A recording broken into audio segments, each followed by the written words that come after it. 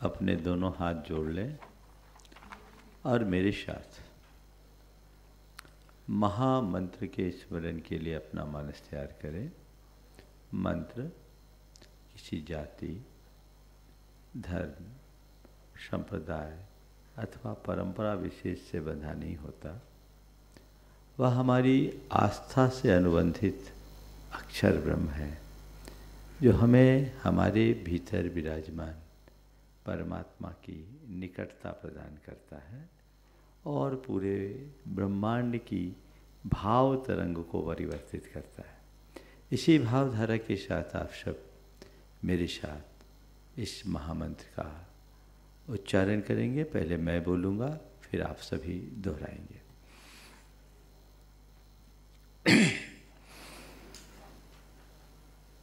नमो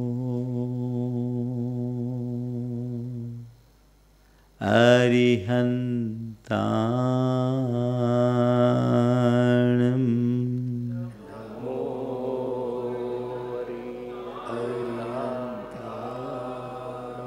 नमो सिद्धाणं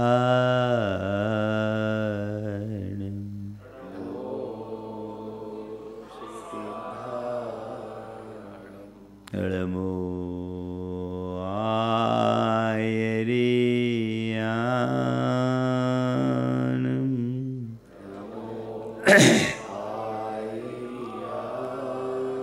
नमो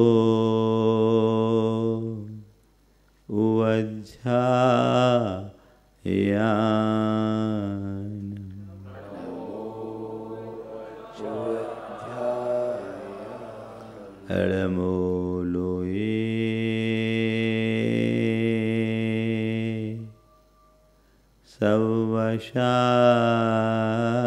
सवशाहुणं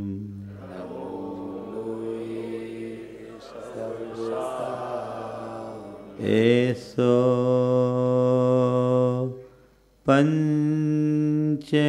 पंचणमोयारो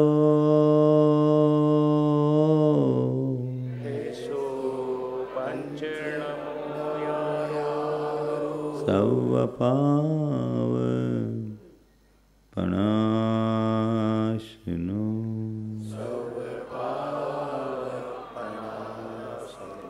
मंगलालं च सवेशिं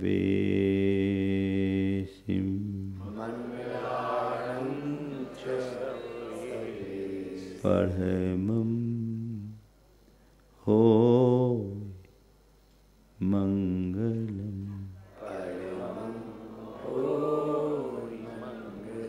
जय बोलो देवादिदेव 1008 श्री भगवान महावीर स्वामी की जय।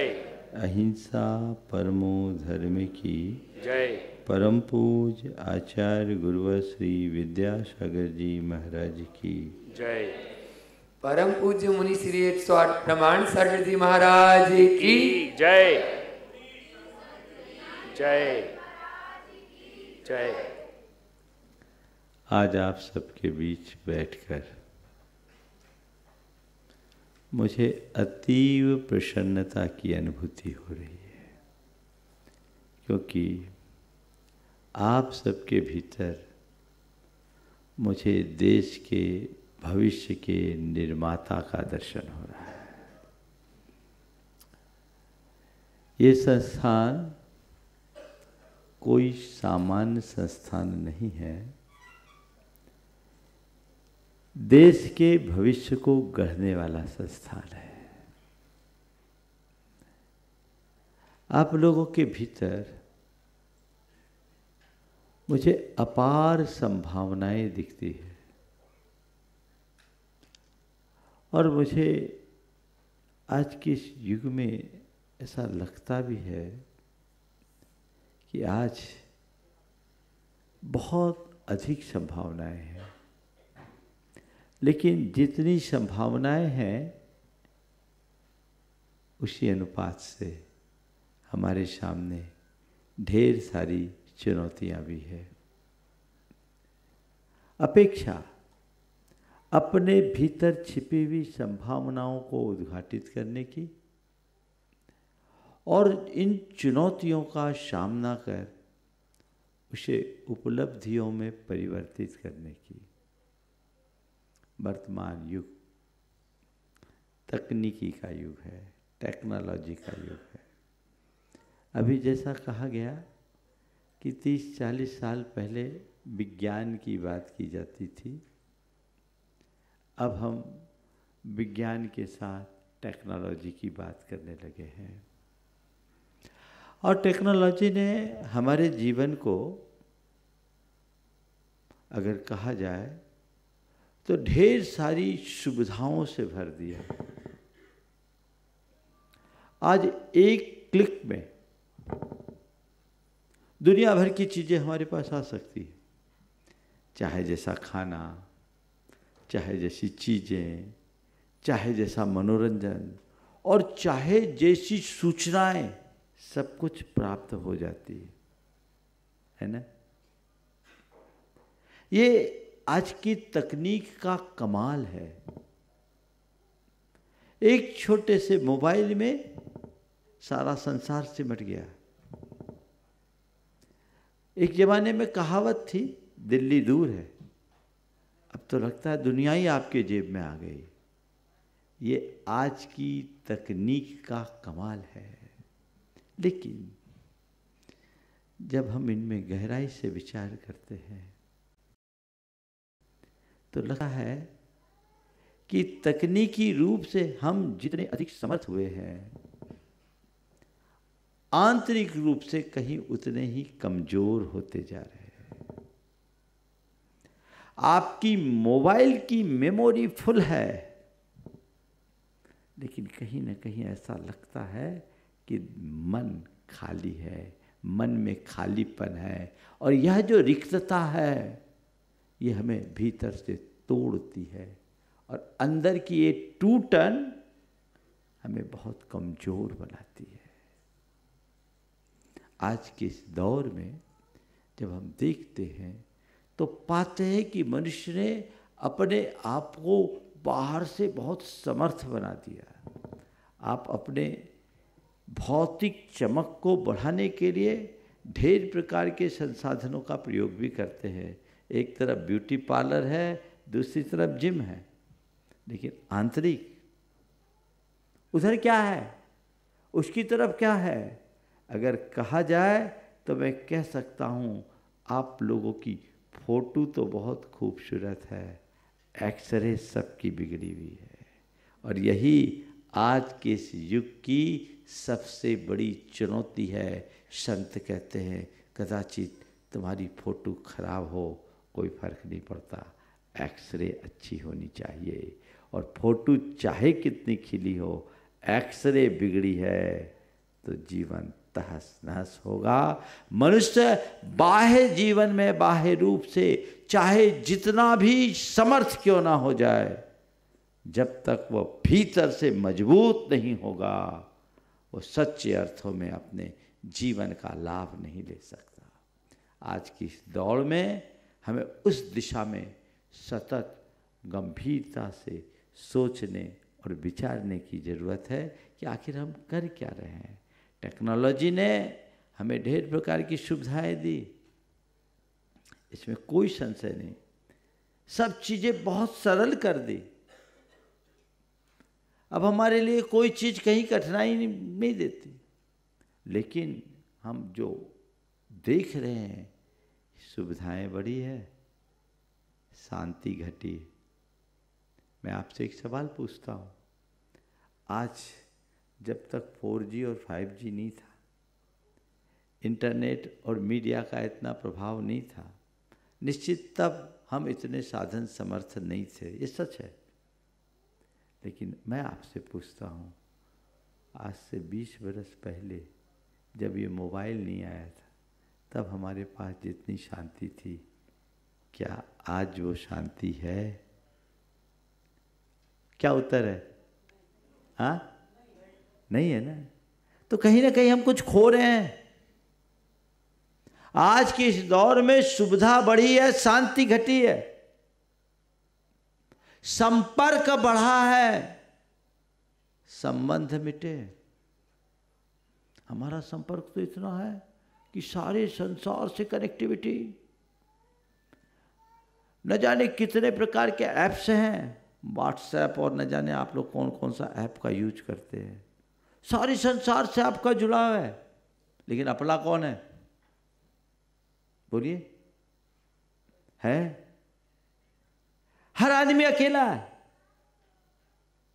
आप व्हाट्सएप के 100 ग्रुप होंगे आपके पास, लेकिन सोते समय कभी लगता है कि मेरा कोई सच्चा मित्र है? संपर्क बढ़ा, संबंध मिटा, केवल सत ही बातें हमारे साथ जुड़ी हुई है। और आज हमारे पास सूचनाएं बहुत है। सूचनाएं तो इतनी है कि पूछो मत, एक के बाद एक, एक के बाद एक के बाद एक। जब से कृत्रिम बुद्धिमत्ता आ गई, आर्टिफिशियल इंटेलिजेंस, उसने तो और बड़ा धमाल मचा दिया, लेकिन समझ कहाँ है? आप विचार कीजिए, प्रतिदिन आप 100 वीडियो देखते होंगे, 50 आर्टिकल पढ़ते होंगे, लेकिन रात सोते समय क्या लगता है? कुछ याद रहता है क्या? बोलो। इतना सब कुछ आपने देखा, इतना सब कुछ आपने पढ़ा, इतना सब कुछ आपने सुना, याद कितना? मनुष्य के जीवन की सबसे बड़ी विडंबना यह है कि अपनी उंगलियों को स्क्रॉल करना तो हमने सिखा दिया, पर पाँव को सही ढंग से चलना नहीं सीख पाए। हम सही रास्ते पे चलने की कोशिश नहीं कर पाए। हमने बाकी सबको भर लिया, पर हमारा मन अंदर से खाली का खाली है, और यही हमारे जीवन की विसंगति का सबसे बड़ा कारण है। आज के समय में जितना तनाव, जितनी कुंठा है, जितनी चिंता है, और इन सब के परिणाम से आत्महत्या जैसे कृत्य जितने बढ़ रहे हैं, उसके पीछे कौन जिम्मेदार है? इसके पीछे जिम्मेदार कौन है? मनुष्य के मन में जब तक आंतरिक समझ विकसित नहीं होती, तब तक वो चाहे कितना भी पढ़ लिख क्यों न जाए, अपने जीवन में स्थिरता नहीं रख सकता, क्योंकि आंतरिक समझ ही हमारे जीवन में आंतरिक संतुलन उत्पन्न करती है, और आंतरिक संतुलन से ही हमारे जीवन में ठहराव आता है, अन्यथा केवल भटकाव है। उस भटकाव से मुक्त होना है, जीवन में ठहराव लाना चाहिए, उसके लिए जीवन की समझ होनी चाहिए। केवल सूचनाओं से कुछ नहीं मिलता, सूचना के साथ समझ भी हो। हम बातें तो बहुत कर लेते हैं, लेकिन अंदर से तो कुछ जाए तब तो। सूचना से ज्ञान नहीं, समझ से ज्ञान बढ़ता है, और हमें सूचना की जगह अंदर से ज्ञान को ग्रहण करने की कोशिश करनी चाहिए, जो हमारी चेतना को विकसित करे। वर्तमान युग में अगर हम चुनौतियों की बात करें, तो सबसे बड़ी चुनौती है सूचना का अतिरेक, इंफॉर्मेशन की ओवरलोडिंग। सुबह हुई नहीं, आपकी मोबाइल ऑन होती है,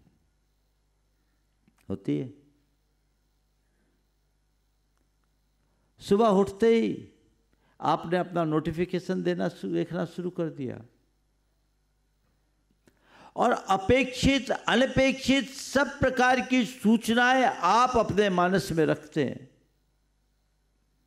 माइंड कितना एक्सेप्ट कर पाता है? कर पाता है क्या?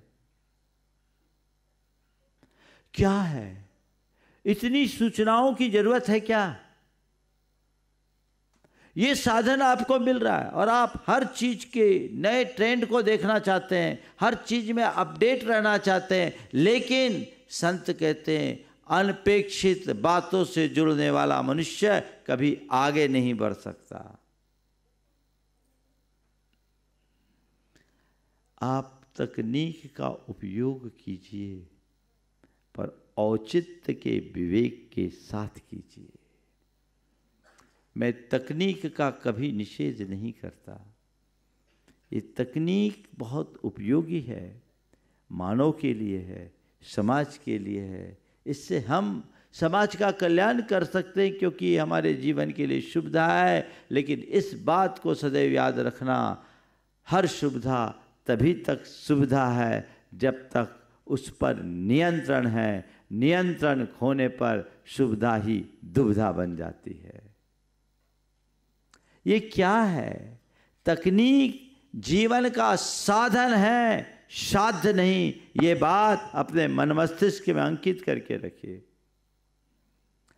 जब तक हम इन्हें एक टूल की तरह यूज करेंगे वो हमारे लिए उपयोगी रहेगा, लेकिन जिस दिन वो हमारा गोल बन जाएगा हम भटक जाएंगे।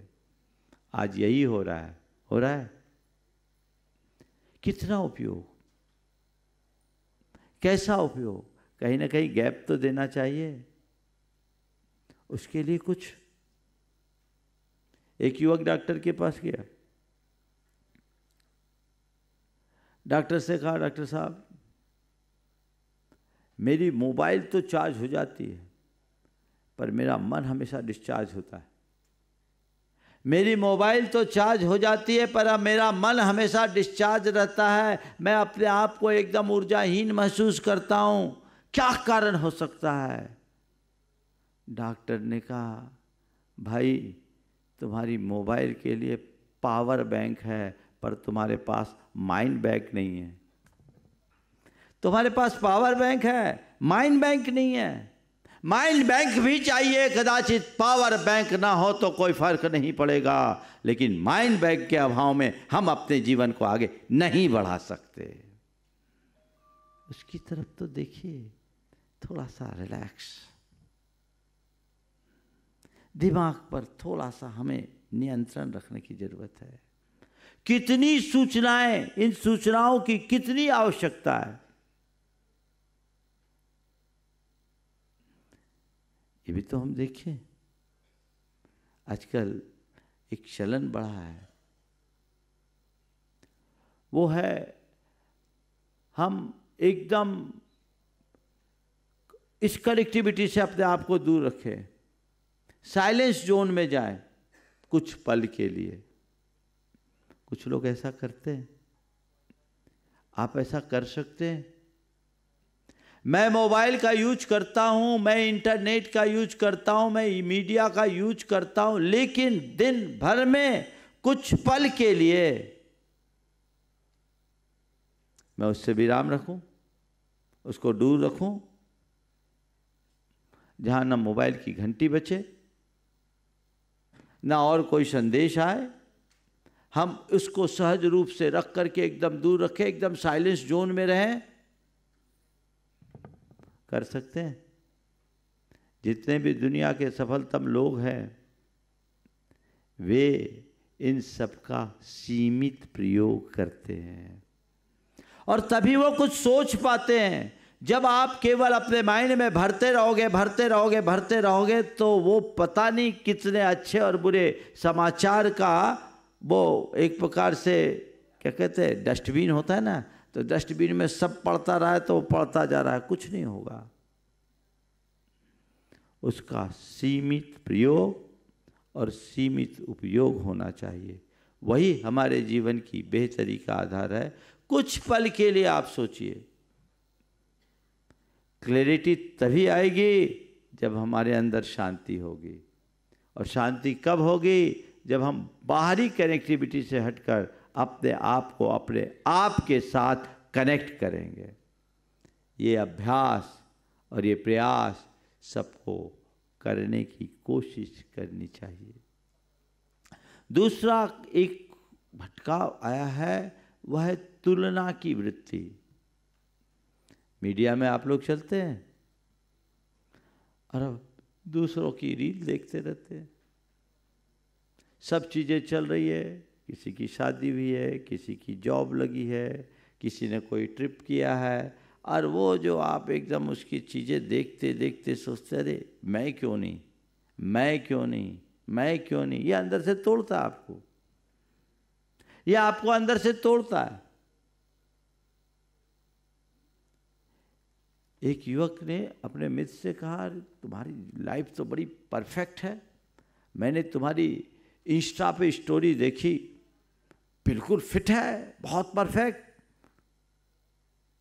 तो उसने कहा वो स्टोरी तो मैं भी देखता हूँ, वो स्टोरी तो मैं भी देखता हूँ। बोले मतलब क्या है? मैं भी देखता हूँ, पर देख बाबू मेरी लाइफ भी वैसी है जैसी तेरी है, मैं भी तेरी तरह थका हुआ हूँ, बस अंतर इतना है कि मैं उसे पोस्ट नहीं करता है, अंदर से तो सब वही। और मैं तो आपसे ये कहता हूँ जितनी भी ये जो चीज़ें आती हैं ना सब फिल्टर होके आती है, उसको देख करके मत उलझो। आदमी की ये चमक सब फिल्टर होके आ रही है, लेकिन उसके अंदर की जो पीड़ा है ना वो अनएडिटेड है, उसको कोई एडिट नहीं किया हुआ, उसको समझने की कोशिश करो, उसकी गहराई में उतरने की कोशिश करो, तब हम अपने जीवन को कहीं सही दिशा दे पाएंगे और कुछ रास्ते पर आगे बढ़ पाएंगे। एक दूसरे के साथ इस तरह के कंपैरिजन करने से व्यक्ति के मन में हीनता की भावना आती है और वो अंदर से अंदर टूटता है। ये एक बहुत बड़ी चैलेंज है जिसके प्रति मनुष्य को गहराई से समझने की कोशिश करनी चाहिए।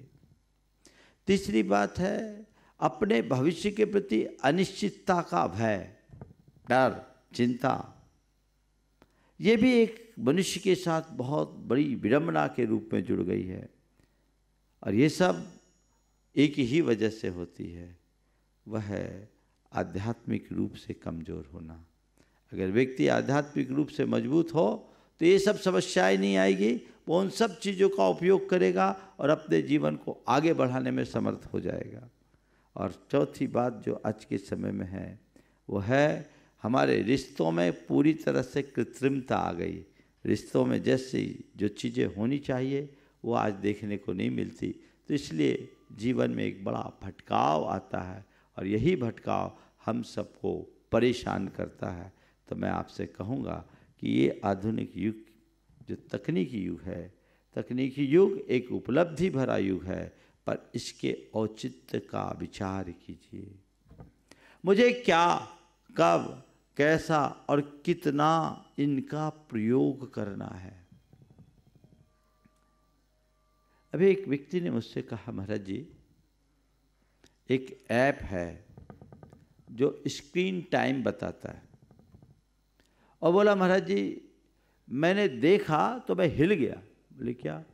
बोले मैं अपने पिछले 3 सप्ताह के स्क्रीन टाइम को देखा, और बोला महाराज जी उसमें 3 सप्ताह में हर सप्ताह में प्रोडक्टिविटी के ऑप्शन में मुझे निकला सप्ताह में 7 घंटे से ज़्यादा प्रोडक्टिविटी नहीं, पूरे सप्ताह में 7 घंटा से अधिक प्रोडक्टिविटी नहीं, और मेरे दिन भर में 5 घंटे का स्क्रीन टाइम गया, यानी 35 घंटे में प्रोडक्टिविटी में केवल 7 घंटे गए, और मेरे इंटरटेनमेंट और इधर उधर की बातों में ज़्यादा समय गया।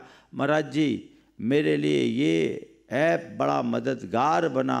मैंने उसकी समीक्षा की तो मुझे लगा कि महाराज जी ठीक कहते हैं, औचित्य के ऊपर विचार करके ही चीज़ों का इस्तेमाल करो, ये तो हमारी क्रिएटिविटी को समाप्त कर रही है। और उसने कहा महाराज लेकर के बैठते तो बस रील स्क्रॉल करे, और एक के बाद एक, एक के बाद एक, एक के बाद एक, एक के बाद एक, एक के बाद एक, कितने घंटे चले जाए,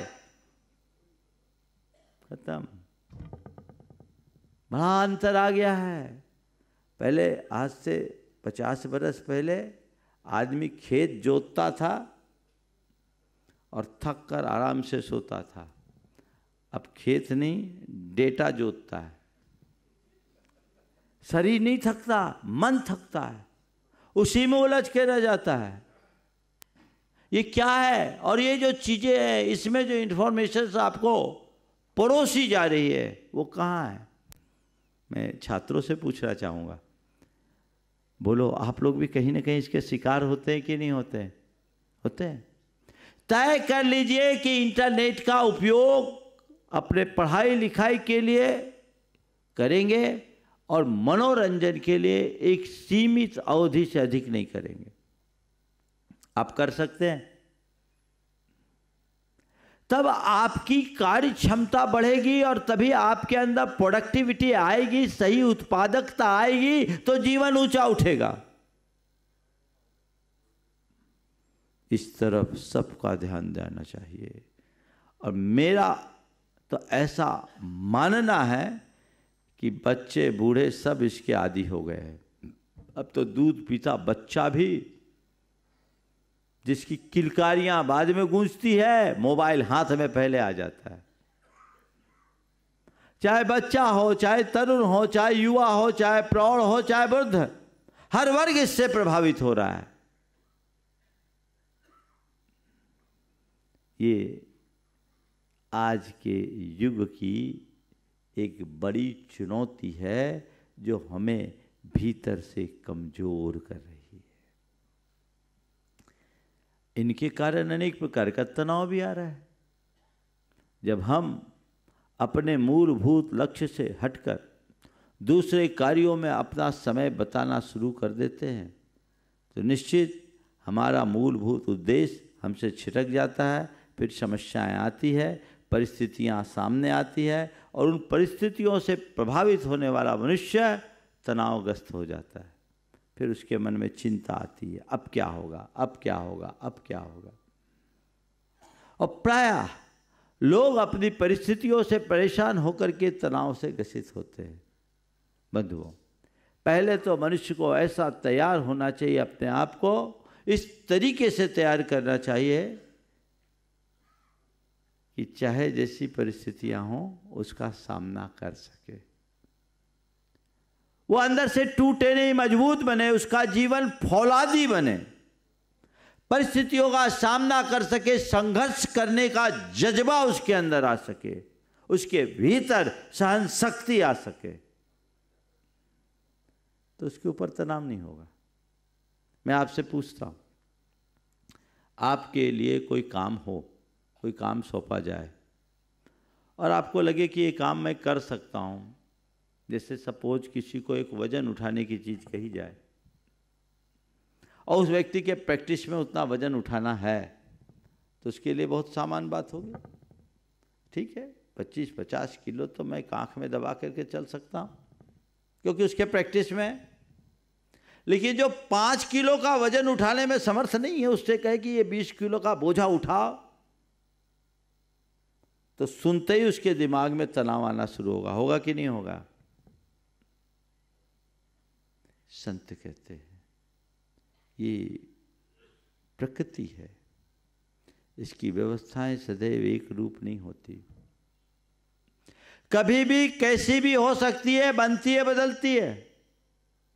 आज तुम्हारे पास 5 किलो ही वजन उठाने की क्षमता आवश्यकता है, तुम 5 किलो उठा रहे हो, लेकिन अपने आप को इतना ताकतवर बनाओ कि कभी जरूरत पड़े तो 25 किलो का वजन भी उठा सको, कठिनाई ना हो। अंदर से मजबूत मनुष्य के सामने परिस्थितियां कभी तनाव नहीं देती, वो परिस्थितियों से घबराता नहीं, उनका सामना करता है। फिर दूसरी बात, परिस्थितियां तनाव नहीं देती, प्रतिक्रिया से तनाव आती है, तनाव आता है। परिस्थितियों से तनाव नहीं आता, प्रतिक्रिया से तनाव आता है। मेरे सामने कैसी परिस्थिति आई ये उतना अर्थ नहीं रखती, उस परिस्थिति को मैंने किस नजरिए से देखा, अर्थपूर्ण वो है। यदि हमने अपने आप को अच्छे से तैयार कर रखा और हमारी सोच सकारात्मक है तो विषम परिस्थिति की भी हम सकारात्मक प्रतिक्रिया देखकर अपने आप को स्थिर रख सकते हैं। और यदि हमने भीतर से अपने आप को मजबूत नहीं बनाया तो कितनी भी सहज स्थिति है, हम कमज़ोर हो जाएंगे। पेपर आया, 2 बच्चों ने पेपर दिया, एक ने पेपर देखा, उसने कहा पेपर बड़ा सरल था। एक ने पेपर देखा, बोला पेपर बड़ा सरल था। दूसरे ने पेपर दिया, उसने कहा पेपर बहुत कठिन था। अब बताइए, एक के लिए वही पेपर सरल है, दूसरे के लिए वही पेपर कठिन है। बताओ ये पेपर क्या है? जिसके लिए पेपर सरल है उसके लिए कोई तनाव नहीं, जिसके लिए पेपर कठिन है उसके लिए सिर्फ तनाव और तनाव है। जो अच्छे से पढ़ता है उसके लिए हर पेपर सरल दिखता है, और जो ढंग से नहीं पढ़ता उसके लिए हर पेपर कठिन दिखता है। जो जीवन को समग्रता से पहचानता है उसके लिए जीवन की हर चुनौती सरल दिख जाती है, और जो जीवन को समग्रता से नहीं जानता उसके जीवन में छोटी छोटी बातें भी उसे भीतर से तोड़ देती है, उसे कमज़ोर बनाती है। जीवन के प्रति सही समझ विकसित कीजिए। आप तकनीक से जुड़िए, लेकिन आत्मा से भी जुड़े रहिए, अध्यात्म से जुड़े रहिए, जो आपको भीतर से मजबूत बनाए। अपने आप को पहचानिए ताकि शोर शराबे से अपने आप को मुक्त कर सके, एक आध्यात्मिकता के साथ अपने जीवन को ऊंचा उठा सके और खुद आगे बढ़ सके। ऐसा पुरुषार्थ हर व्यक्ति को करते रहना चाहिए। आज मुझे बहुत प्रसन्नता है, यहाँ आकर के आप लोगों ने निवेदन किया। शुक्ला जी मेरे पास संभवतः फरवरी माह में आए थे, तब एक बात आई थी कि यहाँ पर बहुत सारे विद्यार्थी रहते हैं और उनके भोजन पानी की व्यवस्थाएं अगर उनके अनुकूल हो तो बहुत अच्छा है। मुझे आज ये कहकर बहुत, ये जानकर बड़ी प्रसन्नता है कि उन्होंने उस बात को पूरी तरह साकार कर दिया है।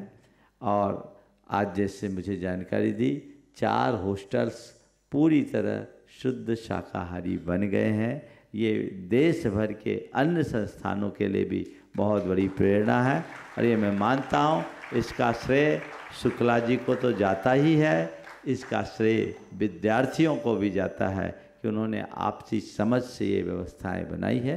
निश्चित सभी को इस पर ध्यान देना चाहिए।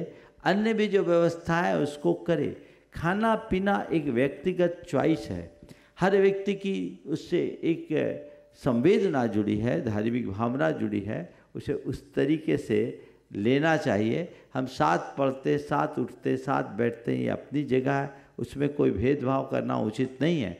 लेकिन खाने पीने के मामले में तो अपना रिजर्वेशन आवश्यक है, अपेक्षित भी है। आपने बहुत अच्छा कार्य किया। जब मैंने ये सुना और मुझसे निवेदन किया गया, शैलेंद्र जी और दीक्षित जी के साथ आए थे कि महाराज श्री आपका वहाँ पदार्पण हो जाए तो बहुत अच्छा होगा। हमने कहा जरूर, आपने निवेदन किया है और इतना अच्छा काम किया है, देश में एक अच्छा संदेश जाएगा, मैं ज़रूर वहाँ आऊँगा। और आज हमने अपने व्यस्त कार्यक्रम के उपरांत ये कार्यक्रम बनाया है आप सबके बीच आकर के, मुझे बहुत अच्छा लगा। आप लोग भी, छात्रों से मैं कहूँगा, अपने जीवन को समझो। ये मनुष्य जीवन है, ये बहुत कठिनाई से मिला जीवन है, इसे सही दिशा दो। धर्म से और अध्यात्म से जुड़कर यदि हम आगे बढ़ेंगे तो हमारा जीवन बहुत सुंदर होगा, भव्य होगा। हम अपने जीवन को ऊंचाइयों तक पहुंचाने में समर्थ होंगे, अन्यथा चीज़ें हमारे हाथ से छिटक जाएगी। व्यसन और बुराइयों से अपने आप को मुक्त करें, हम और चीज़ों को डिटॉक्स करना शुरू करें। ये जो चीज़ें हैं ये चीज़ें ठीक नहीं हैं, इनसे हम अपने आप को बचाएं और आध्यात्मिकता से जुड़ करके अपने जीवन को आगे बढ़ाएंगे तो बहुत अच्छा होगा। चूँकि समय काफ़ी हो गया है और मुझे अभी यहाँ से काफ़ी आगे भी जाना है, इसलिए मैं मान रहा हूँ मन तो शायद नहीं भरा होगा आप लोगों का, लेकिन सार संक्षेप में मैं यहीं पर विराम लेता हूँ। 15 मिनट का समय मेरे पास और है। इस बीच यदि किसी को नहीं जाना पड़ेगा, 15 मिनट का समय है। इस बीच किन्हीं के सवाल हैं तो वे सवाल सीधे पूछ सकते हैं, और वो भी ये सवाल विद्यार्थियों और अध्यापकों के लिए ही सीमित रखें, आमजनों को गौण रखें, ताकि 15 और 20 मिनट के बाद मुझे यहाँ से निकलना होगा। आज का ये सत्र जो संकट समाधान का है, छात्रों के लिए जैसा गुरुओं ने आदेश किया, माइक पहुँचा दें और अपना नाम और अपना ईयर, हाँ ब्रांच जो भी है वो बोल के। हाँ शैलेंद्र जी। मुनिश्री को शंका समाधान के प्रणेता के रूप में जाना जाता है, और यदि छात्रों की शंका का समाधान न हो उसके बगैर गुरुजी हम आपको जाने नहीं देंगे।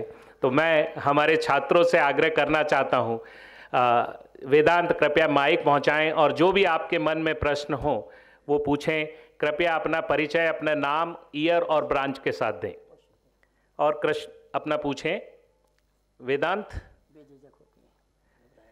घबराने की आवश्यकता नहीं है। मुनिश्री ने जितनी सरलता से हमें ये बताया, तकनीक के साथ अध्यात्म का समावेश होना आवश्यक है। कृपया अपना प्रश्न करें। साक्षात विराजमान द्वय मुनि राजों के चरणों में मेरा बारंबार नमोस्तु नमोस्तु नमोस्तु। क्षुल्लक जी को इच्छामी इच्छामी इच्छामी।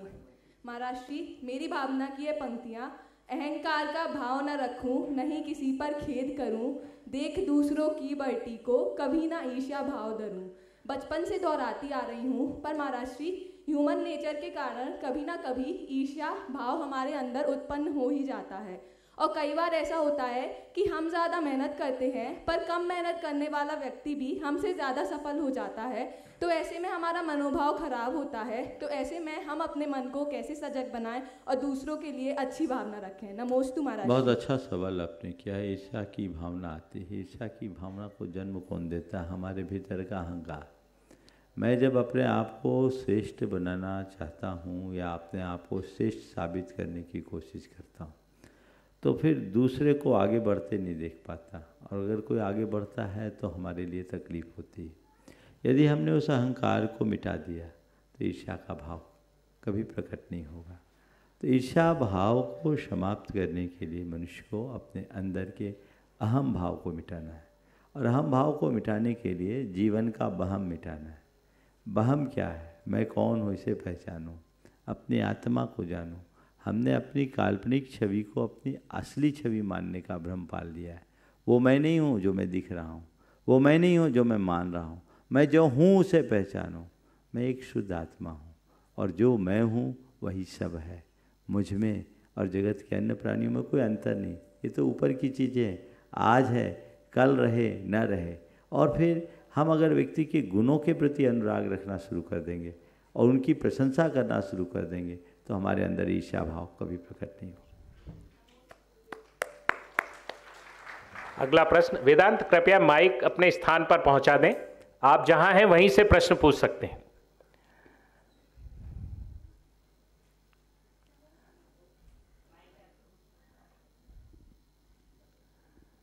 हेलो।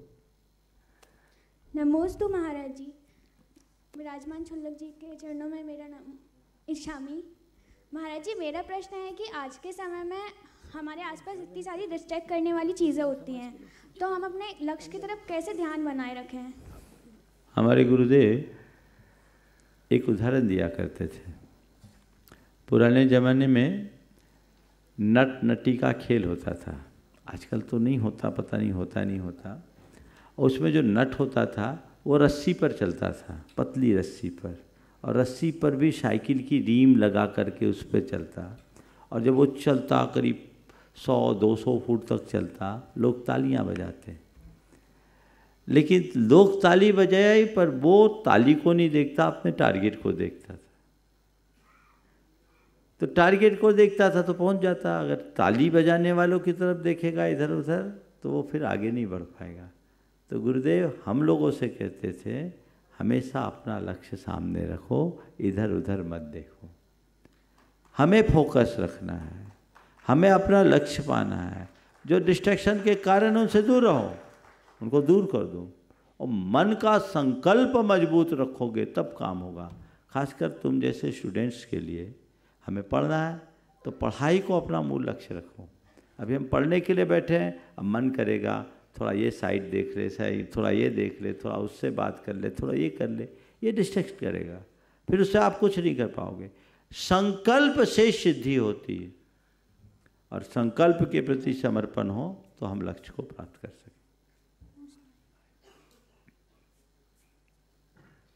नमोस्तु महाराज जी, मेरा प्रश्न कृपया अपना नाम बताएं, अपना परिचय दीजिए, ब्रांच और ईयर बताइए। नमोस्तु महाराज जी, मैं मैं संस्कृति जैन द्वितीय वर्ष की छात्रा हूँ, कंप्यूटर साइंस विभाग में अध्ययनरत हूँ। मेरा प्रश्न है कि आजकल टेक्नोलॉजी के समय में हर पल कुछ नया देखने और सीखने को मिलता रहता है, तो क्या हमारा दिमाग इतनी तेज़ रफ्तार से सब कुछ संभाल पाता है? और जब दिमाग थक जाता है, सब कुछ बोझ सा लगने लगता है, तो उस स्थिति में शांत और संतुलित रहने के लिए हम सबसे अच्छा तरीका क्या अपना सकते हैं? सबसे पहली बात तो ये अपना अनुभव बताओ कि इतनी सारी सूचनाएं मिलती, याद कितना रहता है? याद रह पाता है क्या? नहीं महाराज जी, सब कुछ याद नहीं रहता। हाँ, सब कुछ याद नहीं रह पाता। ज़्यादातर भूल जाते हैं क्योंकि हमने बाहर से चीज़ों को डाला है। तो चीज़ें ध्यान रखना, एक अपने चिंतन और अध्ययन से प्रसूत ज्ञान, और दूसरा औरों के द्वारा इकट्ठा किया गया ज्ञान, इसमें बड़ा अंतर होता है। जब ज्ञान हम खुद के चिंतन और अध्ययन से प्राप्त करते हैं वो टिकता है। बचपन में जो हमने पढ़ा कभी नहीं भूलेंगे, क्योंकि उसमें हमारा खुद का श्रम है। कोई चीज़ हमने अपने चिंतन से लिखा है तो हमें हमेशा याद रहेगा, लेकिन इधर उधर से जो चीज़ें दिमाग में भर ली वो तो केवल अल्पकालिक हो, तो ये चीज़ें नहीं रहेगी। समझ गए? तो हमें इन्फॉर्मेशंस का लिमिटेशन रखना चाहिए। फिर दूसरी बात, एक बार एक युवक आया मुझसे, बोले महाराज जी हम दिन भर कंप्यूटर लैपटॉप पर काम करते हैं। बोले कितने घंटे? बोला करीब 16 घंटे। क्या होता है? बोले महाराज जी कभी कभी वो हैंग हो जाता है, गर्म हो जाता है। हमने कहा क्या करते हो? बोले महाराज जी थोड़ी देर के लिए उसे बंद कर देते हैं और बंद करने के बाद फिर हम उसको ठीक करते हैं। तो हमने कहा भैया जो सिस्टम तुमने कंप्यूटर के लिए किया ना, वही सिस्टम अपने माइंड के लिए करना चाहिए। माइंड भी एक कंप्यूटर की तरह है, जब थोड़ा हो तो उसको रिलैक्स दो। क्या करो? थोड़ी देर के लिए रिलैक्स दो। कुछ देर के लिए आपने कुछ पढ़ा ना, आप लोगों के प्रैक्टिस के लिए एक बात बोलता हूँ, बहुत उपयोगी होगा। आपने कोई एक इंफॉर्मेशन लिया, आप उसे नोट करो, नोट करके पढ़ो, स्क्रीन पे नहीं, अपने नोटबुक पे। प्रिंट लेकर के पढ़ने की सुविधा है तो प्रिंट लेके पढ़ो। पढ़ने के बाद कुछ पल के लिए आंखें बंद कर दो, उस पर विचार करो, और फिर बीच बीच में अपने माइंड को रिफ्रेश करने के लिए एकदम शांत बैठ जाएं, आती जाती सांसों को देखें। सांस आ रही है, जा रही है, आ रही है, जा रही है। इससे हमारे मस्तिष्क का कंप्यूटर जो है ना रिफ्रेश होगा, ज़्यादा वर्किंग कर पाएगी। और केवल आप उससे काम लेते रहोगे तो गर्म हो जाएगा। होता क्या, आंखें थकती होगी, दिमाग भी पस्त होता होगा, क्या होगा? तो ये सब चीज़ें थोड़ी सी कम कर दें तो बदलाव है। अगला प्रश्न। नमस्ते महाराज जी, मेरा नाम धनश्री देशपांडे है। महाराज जी मेरा प्रश्न आपसे ये है कि आज के समय में हम कॉलेज के स्टूडेंट्स हैं, आगे हमें नौकरी करनी है, तो हम हर दिन नए लोगों से मिलेंगे। लोगों का काम होता है कमेंट करना, कभी कोई हमारी बड़ाई करेगा, कभी कोई बुराई करेगा। तो उस चीज़ में से हम अच्छी चीज़ें कैसे पहचानें और उसको अपने जीवन में किस प्रकार अपनाएं कि हम अपनी जो यूनिकनेस होती है, हम जो खुद की पहचान होती है उसको भी ना खोएं, प्लस उनकी अच्छी बातों को भी अपना लें। देखिए स्वाभाविक है, जितने लोग रहेंगे उतने तरह की उनकी टिप्पणियाँ होगी, अच्छी भी हो सकती है, बुरी भी हो सकती है। सबसे पहली बात तो व्यक्ति को अपने आप को इस तरीके से तैयार करना चाहिए कि वो अपना जीवन अपने लक्ष्य और इरादों के आधार पर आगे बढ़ाए, दूसरों की प्रतिक्रियाओं से नहीं। अपने जीवन को अपने संकल्पों से पुष्ट करे, दूसरों की बातों से नहीं। और फिर इसके साथ साथ हमें जो करना है वो करना है। किसी ने कहा अच्छी बात कही है तो उसको ध्यान देना है, और अगर बुरी बात कही है, नकारा, तो हमें इग्नोर करना है।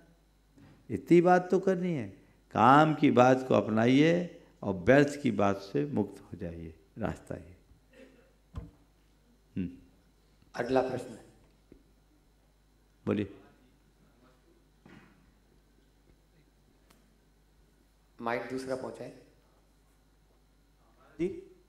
आवाज़ आ रही मेरी? बोलिए बोलिए। नमस्ते महाराज जी, मेरा नाम संतोष ओनकर है और मैं पीएचडी रिसर्च स्कॉलर हूँ। मेरा प्रश्न ये है सर कि मुझे कहीं कन्फ्यूज़न होता है। जैसे मैं अभी जिस आधार पे काम करता हूँ, मैं काम करता हूँ कर्म ही मेरी पूजा है और कर्म ही मेरे लिए सब कुछ है।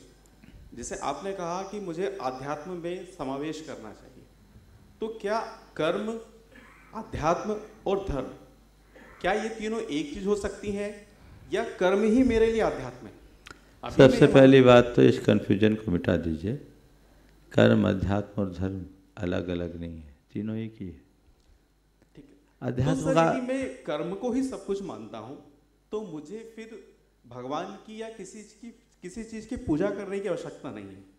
अर्थात यदि जो मेरा कर्म है, जो मैं यदि ईमानदारी से करता हूँ, मतलब कि मैं अपने लिए पूजा कर रहा हूँ और वही मेरे लिए सब कुछ है, क्या मैं सही राह पे चल रहा हूँ या इसमें मुझे कोई संशोधन करने की आवश्यकता है? बहुत अच्छा सवाल है।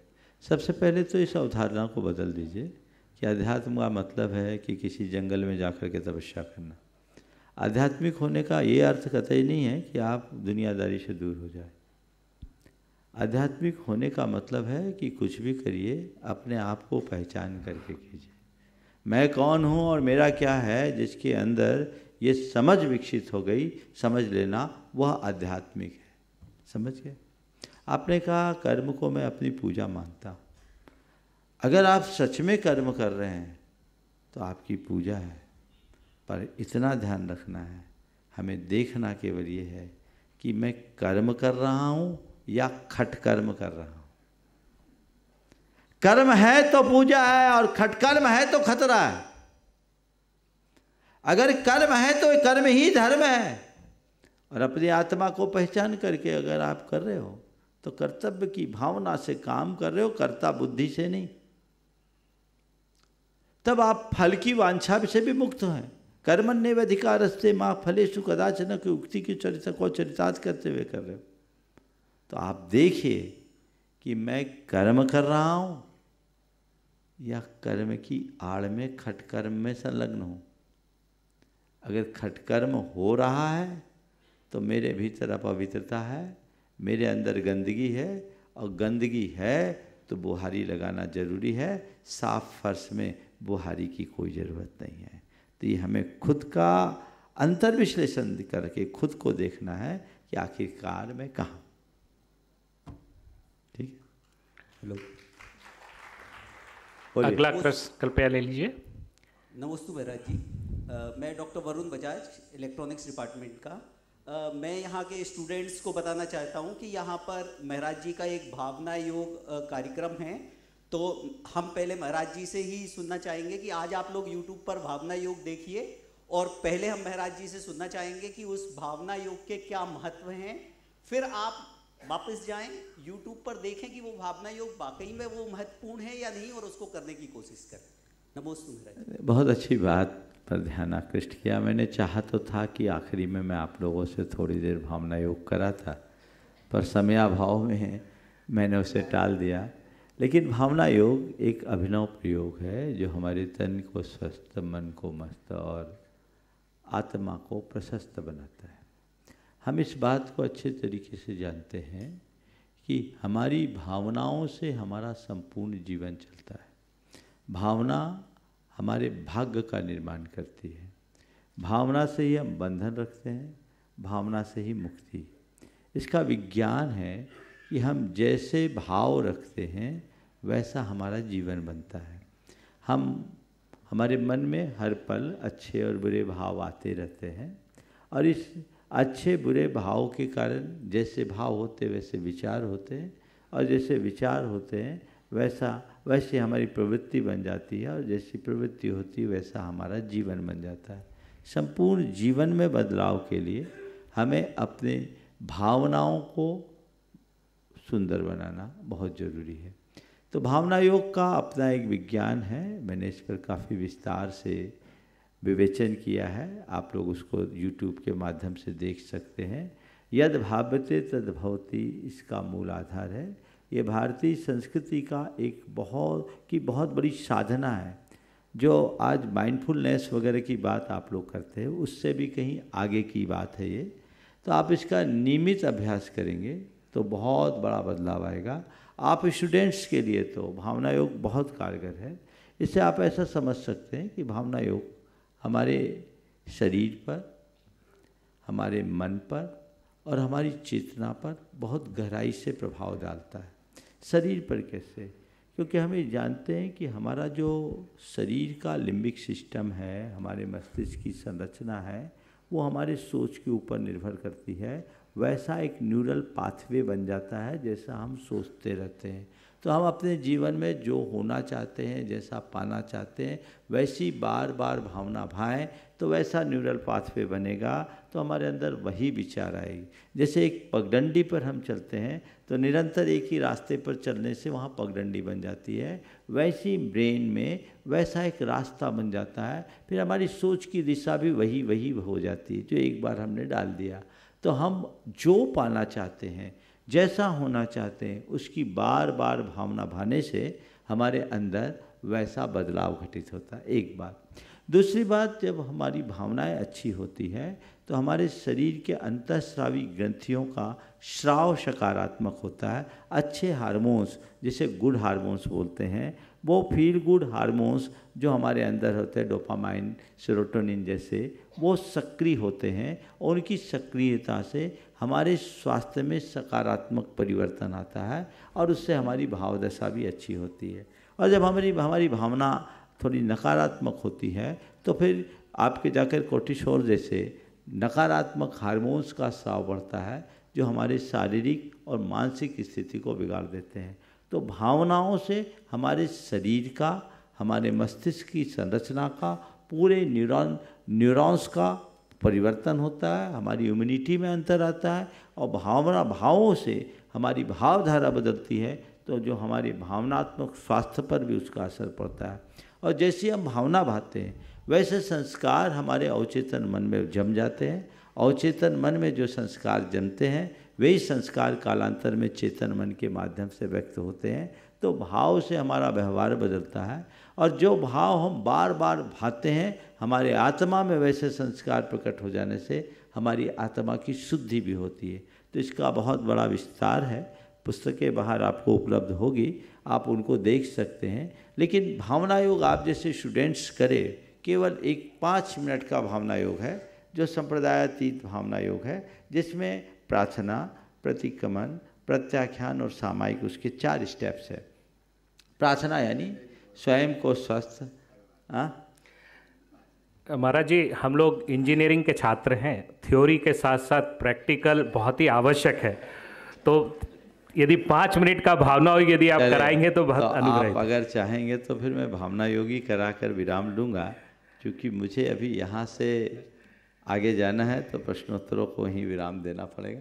कर दें जी? चलिए, भावना योग के विषय में मैं बात बता रहा था, उसको पूरी कर दूं कि हम जैसी भावना भाएंगे वैसा जीवन होगा। सार में मैं आपसे यही कहना चाहूँगा कि आप जो होना चाहते हैं, जो पाना चाहते हैं, उसकी भावना भाएं। एक लड़की दीपा जैन, उसकी इच्छा थी कि मैं IIT में टॉप 30 में आऊँ। पहले अटैम्प्ट में उसका 150 के करीब रैंक आया। वो टॉप 30 में आना चाहती थी, उसने नहीं किया। वो बहुत परेशान थी। उसकी माँ ने उससे कहा तो भावना योग करो। उस बच्ची ने भावना योग किया। उसने कहा कि पहले मेरे मन में आया कि भावना योग करने से IIT का क्या संबंध, लेकिन फिर भी मैंने किया और भावना योग करने के बाद उसका 25th रैंक आ गया। अभी वो मुंबई मिल गया था। एक लड़की है जिससे IAS की परीक्षा होती है इनकी, अहिंसा जैन, अभी मुर्शिदाबाद में कलेक्टर है, तो बंगाल कैडर में है। तो ये कुछ आप जो होना चाहते हैं, जैसा पाना चाहते हैं। यूट्यूब में आप लोग देखेंगे सैकड़ों अनुभव लोगों के हैं और उनका एक प्रयोग है। मैं छोटा सा एक भावना योग आप लोगों को कराऊंगा। 5 मिनट का भावना योग है। बस जो मैं बोलूं उसे आपको विजुअलाइज करते हुए दोहराना है। यदि आप दोहराएंगे, वैसा विजुअलाइज करेंगे और नियमित ये आप करेंगे तो आप लोगों के लिए बहुत ही लाभकारी साबित होगा।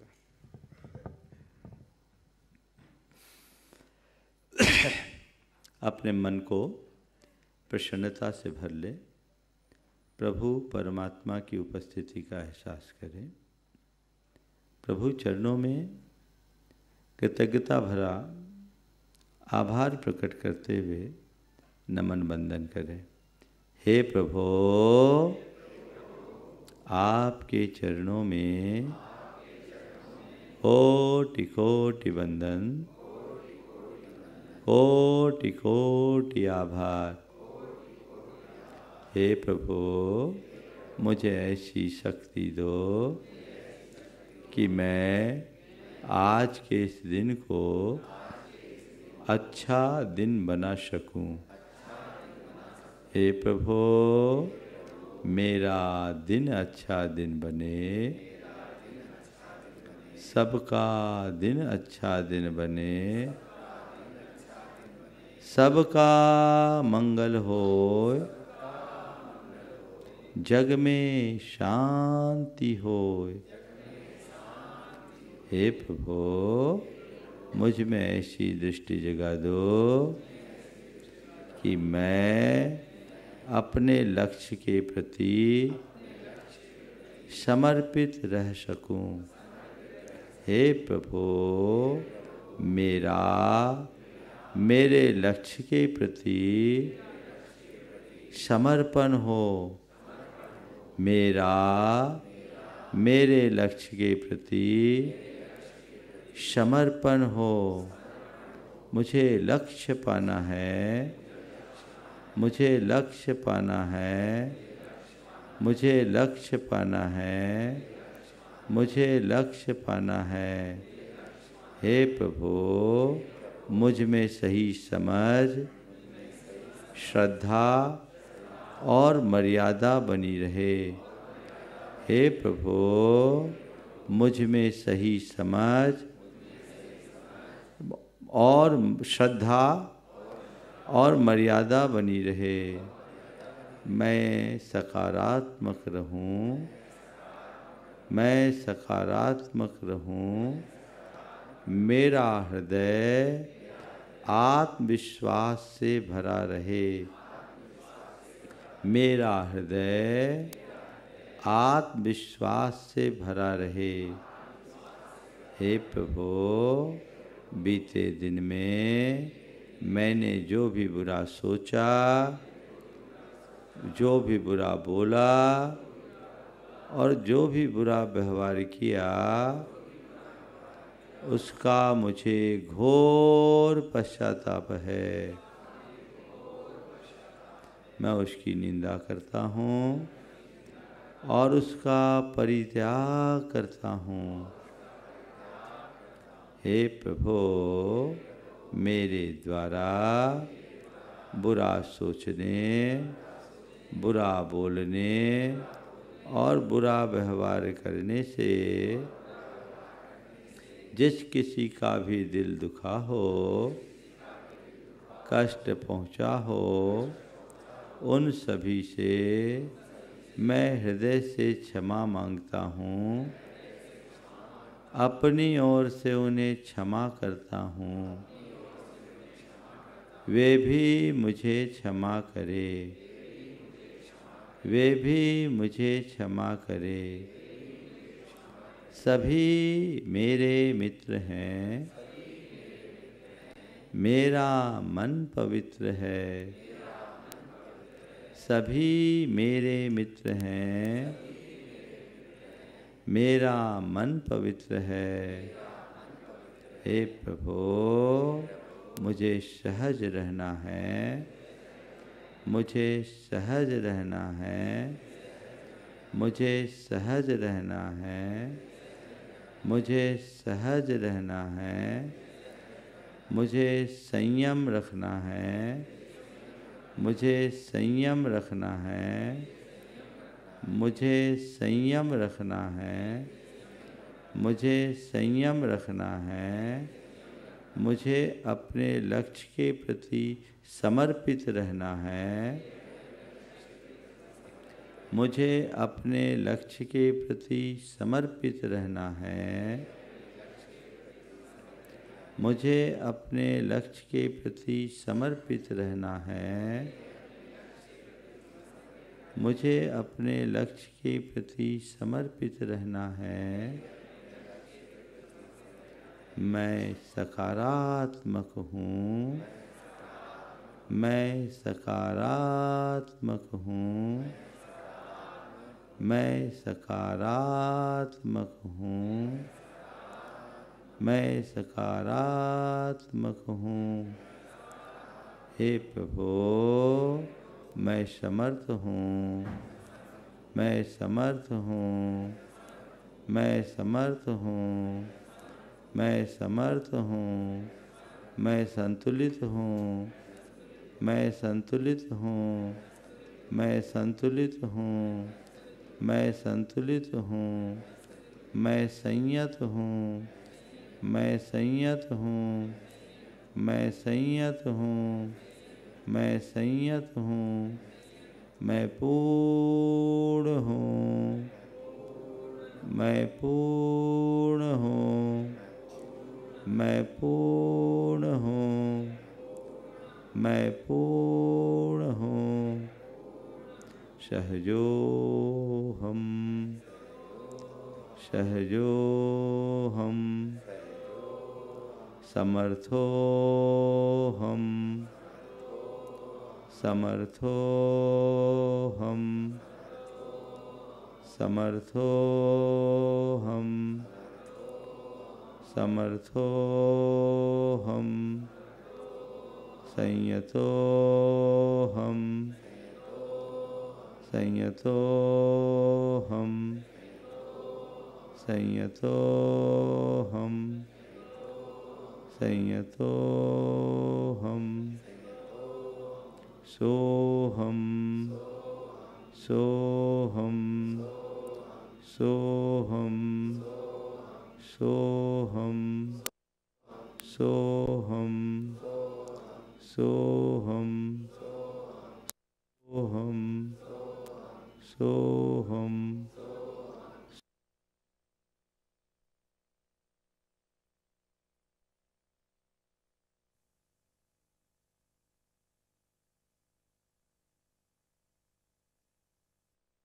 के तालाब के तट पर बैठे हैं। चारों ओर इस झील की लहरें दिखाई पड़ रही है। सहज शांत आती जाती सांसों को देखें। सांस लेते समय सो और छोड़ते समय हम, सो हम, सो हम, सहज रूप से श्वास लेते रहें, छोड़ते रहें। मैं पूर्ण मुक्त हूँ, मैं पूर्ण हूँ, मैं मुक्त हूँ। कुछ पल ऐसी आंखें बंद करके स्थिर बने रहें।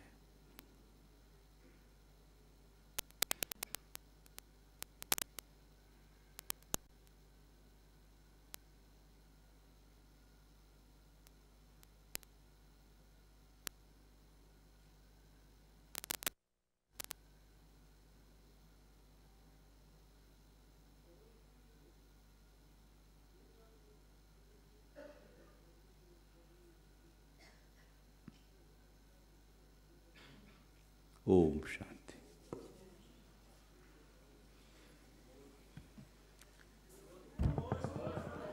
दोनों हाथ जोड़ते हुए नमोस्तु करेंगे। नमोस्तु महाराज जी। नमोस्तु महाराज।